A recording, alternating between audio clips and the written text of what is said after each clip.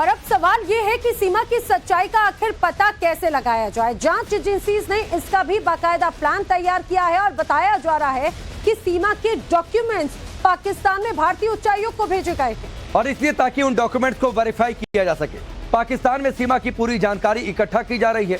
Bharat Nepal border पर तैनात SSB से भी जानकारी मांगी गई है। वहां के सीसीटीवी फुटेज भी खंगाले जा रहे हैं। इतना ही नहीं बल्कि एटीएस और पुलिस नेपाल जाकर भी सीमा की जांच कर सकते हैं, क्योंकि यही कहा जा रहा है कि नेपाल के रास्ते ही सीमा भारत में आई है। जांच के बाद में माना जा रहा है कि सीमा, जो कि अभी जमानत पर बाहर है, सीमा की जमानत भी रद्द की जा सकती है। इस वक्त की बड़ी खबर एक और है जो इनपुट्स लगातार सामने आ रहे हैं कि यूपी एटीएस ने तैयारी की है कि जमानत याचिका खारिज करवाई जाए, कस्टडी में लिया जाए और उसके बाद पॉलीग्राफी टेस्ट करवाया जाए, सीमा का लाई डिटेक्टर टेस्ट करवाया जाए, ताकि वो जो बोल रही है उसमें और सच्चाई में क्या फासला है, क्या वो सच बोल रही है या बरगला रही है, ये जानकारी जुटा सके एजेंसी।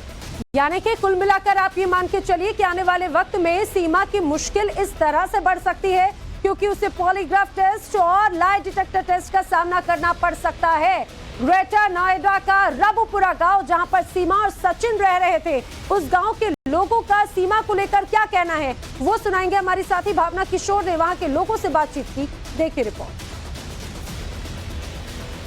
सीमा हैदर जो पाकिस्तान से भारत आई हैं, वो अब एक अनसुलझी पहेली की तरह हो गई हैं, जिसको सुलझाने का काम यूपी एटीएस कर रही है। 2 दिन से पूछताछ जारी है, लेकिन आस पड़ोस में रहने वाले जो लोग हैं रबुपुरा गांव में, वो अब चर्चा कर रहे हैं कि आखिरकार सीमा सच में यहाँ पर सचिन से प्यार करते हुए उनसे शादी करने के लिए और यहाँ रहने के लिए आई थी, या फिर वो पाकिस्तानी जासूस हैं। इस किराने की दुकान पे जहां पर हम मौजूद हैं, सचिन और सचिन का परिवार यहीं से सारा सामान खरीद के ले जाता था।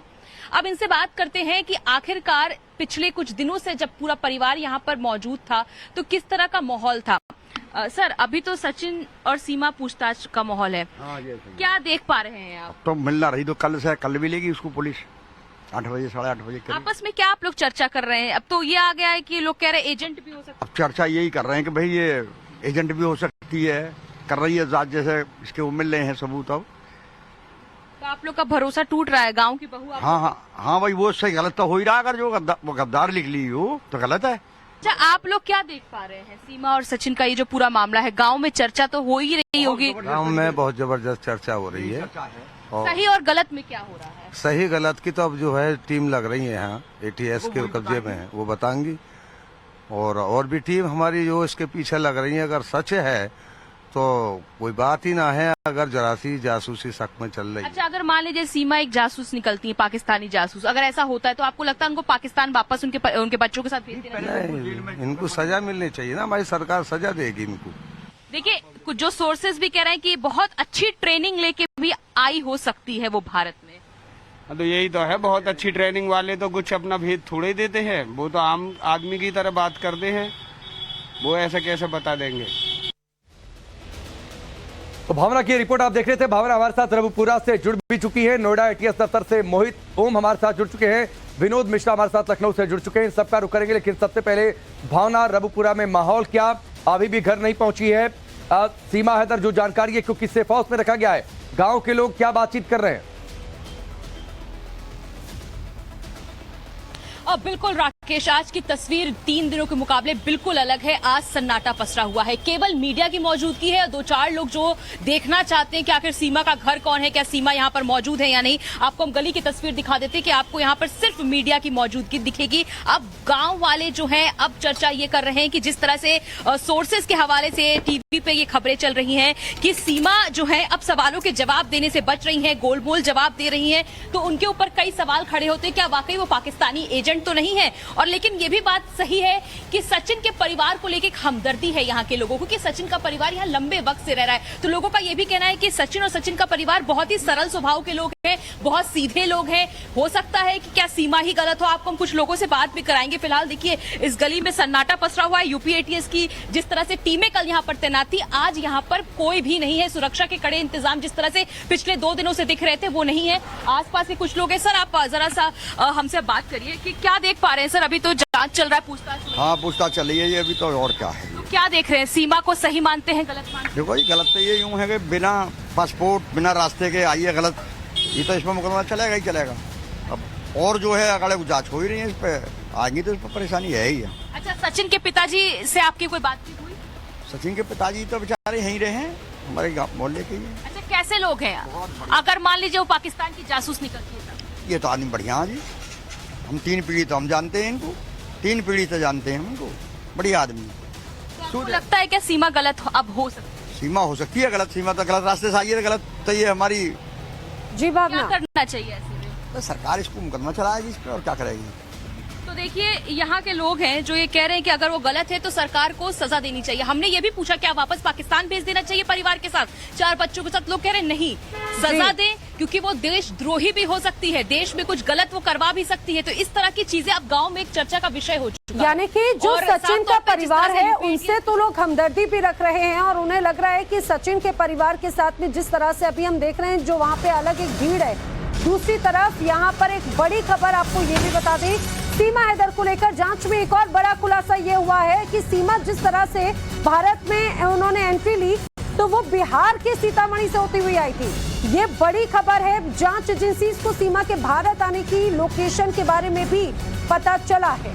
तो बिहार के सीतामढ़ी से हुई थी सीमा की भारत में एंट्री, ये बड़ी जानकारी सूत्रों के हवाले से आ रही है इस वक्त की ये बड़ी खबर। और एक और बड़ी खबर आपको बता दें, सीमा से पूछताछ में बड़ा खुलासा हुआ है, और खुलासा ये हुआ है कि कोड वर्ड का इस्तेमाल हो सकता है कि बातचीत में उससे किया हो।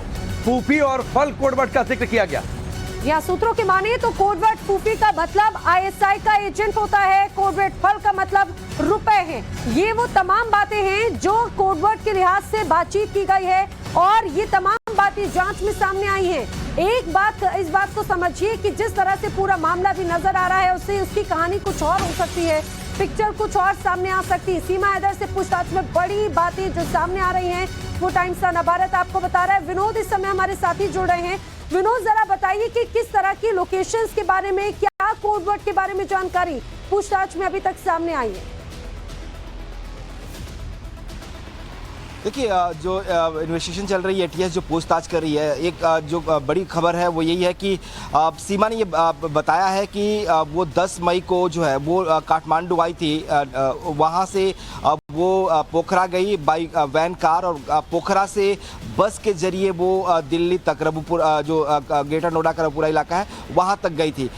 एजेंसीज ने जो रूट ट्रैक किया है उससे पता चला कि सीतामढ़ी के जरिए जो है वो सीमा की एंट्री हिंदुस्तान में, नेपाल से हिंदुस्तान में जो बॉर्डर है सीतामढ़ी का बिहार का, उस बॉर्डर से उसकी एंट्री हुई है। तो अब वेरीफाई किया जा रहा है। जो स्टेटमेंट सीमा ने दिया था उसने कहा था कि मई महीने में जो है वो 10 मई को यहाँ पर आई थी। इसके पहले मार्च महीने में भी वो नेपाल आई, काठमांडू के एक न्यू विनायक होटल है काठमांडू में, न्यू बस पार्क के पास, वहाँ पर वो रुकी थी और 7 दिनों तक रुकी थी वहाँ पर। तो वहाँ भी एटीएस की टीम जो है वो पहुँची हुई है ताकि इसको वेरीफाई किया जा सके कि जो इन्फॉर्मेशन वो शेयर कर रही है, जो जानकारी वो दे रही है वो कितना सच है। इधर खबर ये भी है कि सीमा ने कई बार सारे कोड वर्ड्स का इस्तेमाल किया है। जो सीमा का जो लवर है सचिन, उससे पूछताछ हुई है और उससे पूछा गया कि क्या सीमा ने कभी अपने बातचीत में या नेपाल पाकिस्तान बातचीत के दौरान, किसी के दौरान कभी फूफी या फल शब्द का इस्तेमाल किया था, क्योंकि एजेंसीज मानती हैं कि ये कोड वर्ड है आईएसआई का जिसमें पाकिस्तान और पैसे से जुड़े हुए वर्ड हैं। तो क्या इसका कभी इस्तेमाल सीमा ने किया? ये सवाल सीमा से भी था और सचिन से भी था कि कभी घर में बात करते वक्त या किसी से मोबाइल फोन पर बात करते वक्त सीमा ने या चैटिंग के दौरान इन शब्दों का इस्तेमाल किया था क्या, ताकि इससे एस्टैब्लिश किया जा सके कि सीमा के रिलेशन क्या पाकिस्तान में थे या नहीं। क्योंकि अभी तक जो बातें फैक्ट सामने आई है, ये माना जा रहा है कि उसके 2 रिलेटिव, एक भाई और चाचा जो है पाकिस्तानी आर्मी में है, तो उसके रिलेशंस कैसे हैं और वहाँ पे किन लोगों से संपर्क में थी, क्या हिंदुस्तान आने के बाद वहाँ फोन करती थी या उनके लोगों संपर्क में थी, ये जानने की कोशिश की जा रही है। जो हमारे पास जानकारी है, सूत्रों के पास एक्सक्लूसिव इन्फॉर्मेशन है कि सीमा के खिलाफ बहुत पुख्ता सबूत एजेंसीज को मिल रहे हैं, क्योंकि उसके बयान जो है लगातार जो है वो ठीक है। विनोद, मैं आपके पास आता हूं। विनोद, मैं आपके पास आता हूं। मोहित तो भी हमारे साथ जुड़े हुए हैं। एटीएस का जो नोएडा में दफ्तर है वहां पर मोहित, कई सारी बातें, कोड वर्ड का जिक्र और आईएसआई के नेटवर्क में ये जानकारियां एक्सपर्ट्स को है कि आईएसआई के नेटवर्क में फूफी उनके लिए इस्तेमाल किया जाता है जो दूसरे देश की जानकारियां आईएसआई तक पहुंचाते हैं। इसके अलावा जिस तरीके से उसने बिहार के रूट का इस्तेमाल किया, यह भी बड़ी जानकारी है।